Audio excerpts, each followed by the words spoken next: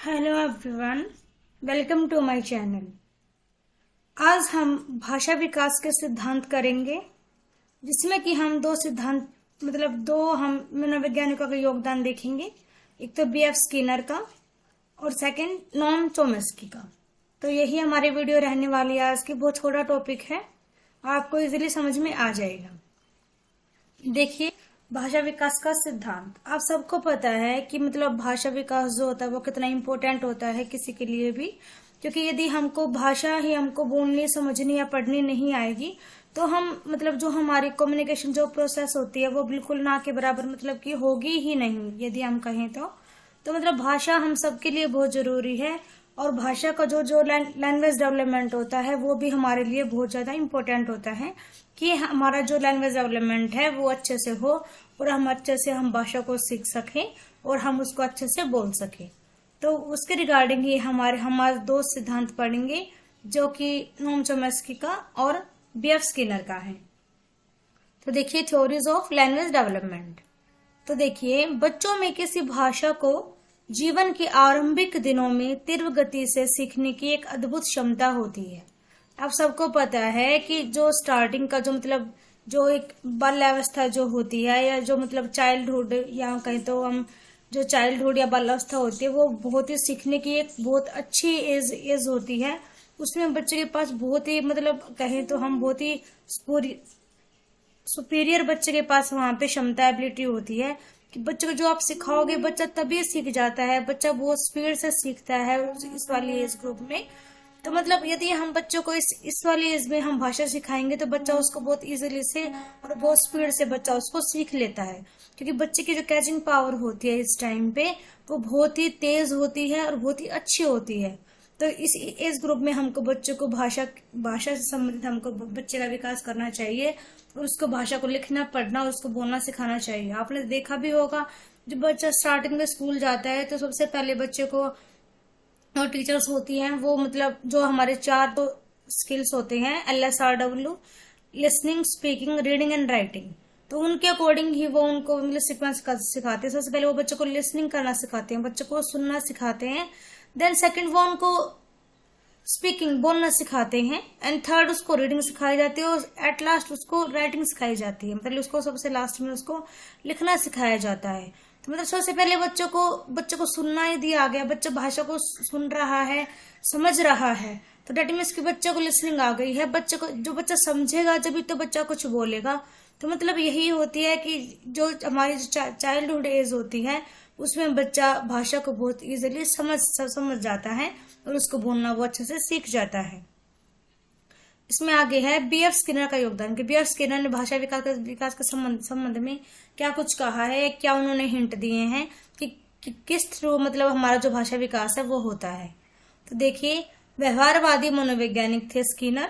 उनका क्या विश्वास था कि भाषा का विकास जो होता है वो बच्चे के सीखने के प्रयास की रणनीतियों, क्या कह रहे हैं स्किनर, कि जो बच्चे का जो लैंग्वेज डेवलपमेंट होता है, जो बच्चा लर्निंग करने के लिए जो बच्चा जो टेक्निक्स या रणनीतियां जो बच्चा यूज करता है। फॉर एग्जाम्पल देखिए, जैसे दूसरों की नकल करना, कि अनुकरण से सीखना। सक्रियता कि बच्चे में सीखने के लिए बच्चा जागरूक है, बच्चा सीखना चाहता है। और संकेत और लाभकारी प्रणालियों आदि के माध्यम से हुआ है। और जो ये सारी जो रणनीति बताई गई हैं, ये सारे बच्चे को भाषा सीखने में उसके लिए सदा ही उपयोगी होती हैं। तो ये बच्चे की हेल्प करती हैं कि बच्चा जो है उसका भाषा का विकास हो और बच्चा भाषा को जल्दी से जल्दी बच्चा उसको सीख जाए। ये उसकी हेल्प करते हैं, अनुकरण करना। जैसे आपने देखा होगा, जैसे पेरेंट्स बोलते हैं बच्चे भी वैसा ही बोलते हैं। कि बच्चा अनुकरण कर रहा है, बच्चा नकल कर रहा है, कॉपी करते हैं। हमने देखा भी होगा, आप कुछ बोल रहे हो तो बच्चा आपकी कॉपी करता है। डेट मीन्स कि बच्चा आपकी नकल करके बच्चा सीख रहा है, बच्चा अपने भाषा का विकास कर रहा है। इसके अलावा देखिए, उन्होंने क्या कहा, इनका विश्वास था कि भाषा का जो विकास होता है वो क्रिया प्रसूत अनुबंधन सिद्धांत के अनुसार हुआ है। कि जो आपको पता ही होगा कि स्किनर जो है उन्होंने ही क्रिया प्रसूत अनुबंधन सिद्धांत दिया है, जिसको हम इंग्लिश में बोलते हैं ऑपरेंट कंडीशनिंग थ्योरी। इसके अलावा इसका दूसरा नाम भी है क्रिया अनुबंधन सिद्धांत। इसके बहुत सारे नाम दे रखे हैं अलग अलग, जो कि बी एफ स्किनर ने ही दिया था।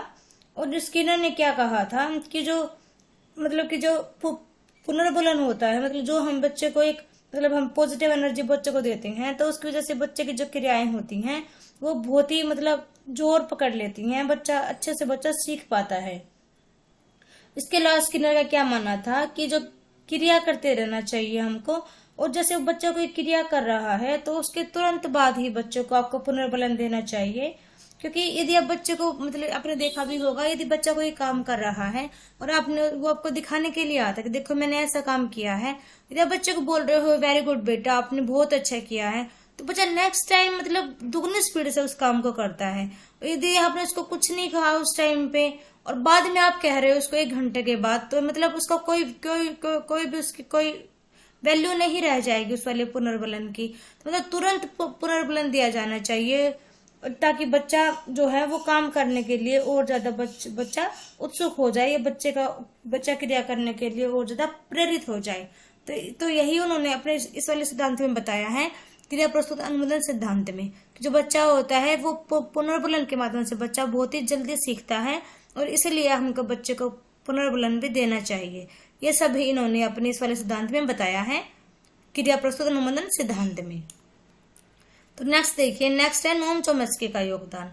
जो नोम चोम्स्की थे उन्होंने क्या कहा, नोम चोम्स्की का मानना था कि बालक में भाषा ग्रहण करने की एक जन्मजात प्रवृत्ति होती है। उन्होंने क्या कहा कि जो बच्चे होते हैं उनमें बाय बोर्न ही एक ऐसी मतलब प्रवृत्ति पाई जाती है, इसे ही भाषा अर्जन तंत्र मतलब LAD लैंग्वेज एक्विजिशन डिवाइस, इसको इस नाम से जाना जाता है। मतलब क्या कानून चोम्स्की ने, बच्चा जो होता है उसमें बाय बोर्न जन्मजात उसमें एक प्रवृत्ति होती है, और उसी प्रवृत्ति को इन्होंने भाषा अर्जन तंत्र मतलब कि LAD मतलब लैंग्वेज एक्विजिशन डिवाइस का इन्होंने नाम दिया।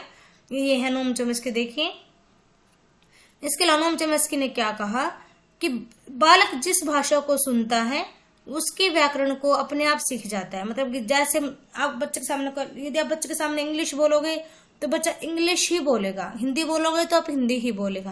तो मतलब जो बच्चा सुन रहा है, जिस भाषा को बच्चा सुनता है, जो उसकी ग्रामर होती है उसको बच्चा अपने आप सीख जाता है, और इसीलिए इसे जनरेटिव ग्रामर थ्योरी भी कहा जाता है। मतलब कि जो ये मतलब नोम चोम्स्की ने अपना योगदान दिया है, इसी को कहा जाता है जनरेटिव ग्रामर थ्योरी।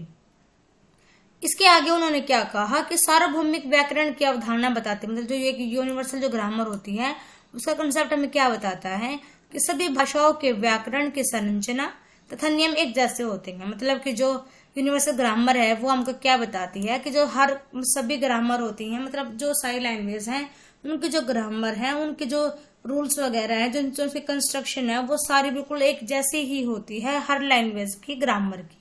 तो ये बात कही थी नोम चोम्स्की ने। ये मेरा टॉपिक कंप्लीट हो गया है, बहुत छोटा सा टॉपिक था। आई होप कि आपको समझ में आ गया हो भाषा विकास का सिद्धांत। दोबारा से देख लेते हैं। भाषा विकास सिद्धांत हमारे लिए बहुत जरूरी होता है। यदि ये नहीं होगा तो हम कम्युनिकेशन प्रोसेस हम नहीं कर पाएंगे, ना ही हम भाषा को समझ पाएंगे, ना ही हम कुछ बोल पाएंगे, और ना ही हम कुछ लिख पाएंगे। तो इसलिए जो भाषा विकास होता है वो बहुत जरूरी होता है। और जो बच्चे की जो जीवन के आरंभिक काल होते हैं या आरंभिक जो दिन होते हैं उसमें बच्चा बहुत ही तीव्र गति से सीखता है, क्योंकि इस टाइम पे बच्चे की कैचिंग पावर जो होती है वो बहुत ही तेज होती है। फिर हमने किया BF स्किनर का योगदान। जो BF स्किनर थे उन्होंने क्या कहा था कि बच्चे की जो भाषा का विकास है वो बच्चे के सीखने के प्रयास की जो बहुत सारी जो रणनीतियां होती हैं या जो टेक्निक्स होती हैं, जैसे एक दूसरे की नकल करना, सक्रियता, संकेत तथा लाभकारी प्रणालियों आदि के माध्यम से हुआ है, और जो कि हमेशा ही बच्चे की भाषा को सीखने में उसके लिए हेल्प करते हैं। इसके अलावा इन्होंने क्या कहा था कि इन्होंने कहा था कि जो भाषा का विकास होता है वो क्रिया प्रसूत अनुमोदन सिद्धांत के अनुसार होता है। उन्होंने कहा था कि यदि हम बच्चे को हम पुनर्बलन देंगे तो बच्चा अच्छा सीखता है, बच्चा क्रिया करता है, हम उसको मोटिवेट कर रहे हैं तो बच्चा अच्छे से काम करेगा। मतलब बच्चे को क्रिया करते हुए रहना चाहिए। इसके अलावा नेक्स्ट हमारा नोम चोम्स्की का योगदान। तो नोम चोम्स्की का क्या मानना था कि बालक में भाषा ग्रहण करने की एक जन्मजात प्रवृत्ति होती है, और इसे ही उन्होंने क्या कहा था भाषा अर्जन तंत्र, इट मीन्स की LAD लैंग्वेज एक्विजिशन डिवाइस, इसके नाम से ही इन्होंने इसको हमारे सामने प्रस्तुत किया था। थे नोम चोम्स्की।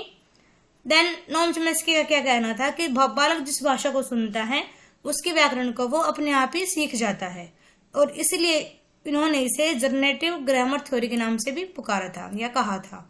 इसके आगे उन्होंने कहा है कि सार्वभौमिक व्याकरण की अवधारणा में क्या बताती है कि जो सभी लैंग्वेज होती है, जो उसकी ग्रामर होती है, उसके जो कंस्ट्रक्शन और जो उसके रूल्स होते हैं, उन सबके एक जैसे होते हैं।